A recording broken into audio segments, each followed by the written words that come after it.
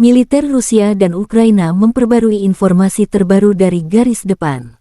Terjadi kontak senjata di sejumlah wilayah konflik. Juru bicara Kemenhan Rusia Letnan Jenderal Igor Konasenkov tanggal 13 Mei melansir penerbangan operasional taktis dan angkatan darat, serta artileri grup pasukan Rusia menghancurkan 74 unit artileri angkatan bersenjata Ukraina. Konsentrasi prajurit dan perangkat keras di 114 area juga diserang sepanjang 24 jam terakhir. Satu stasiun radar sistem rudal anti-pesawat S-300 Ukraina dihancurkan di dekat Novotmitrovka, Republik Rakyat Donetsk.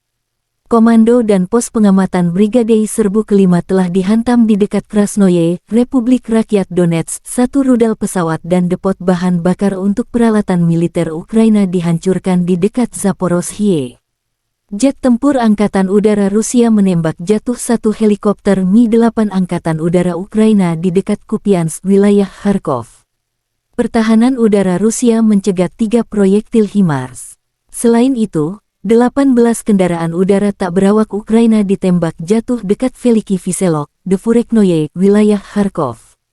Bicara Kemenhan Rusia Letnan Jenderal Igor Konasenkov tanggal 13 Mei melansir secara total angkatan bersenjata Ukraina kehilangan 424 jet tempur, 231 helikopter, 4.117 kendaraan udara tak berawak, juga 421 sistem rudal pertahanan udara, 9.119 tank dan kendaraan tempur lapis baja lainnya, 1.100 kendaraan tempur yang dilengkapi dengan MLRS, 4.806 senjata dan mortir artileri lapangan, serta 10.167 unit militer khusus kendaraan dihancurkan sejak awal operasi militer khusus.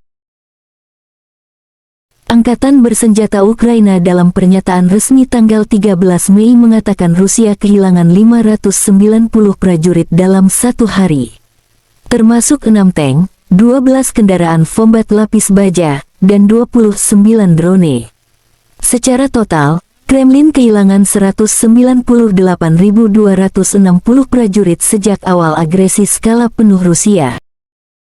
Terima kasih sudah nonton, jangan lupa like, subscribe, dan share ya!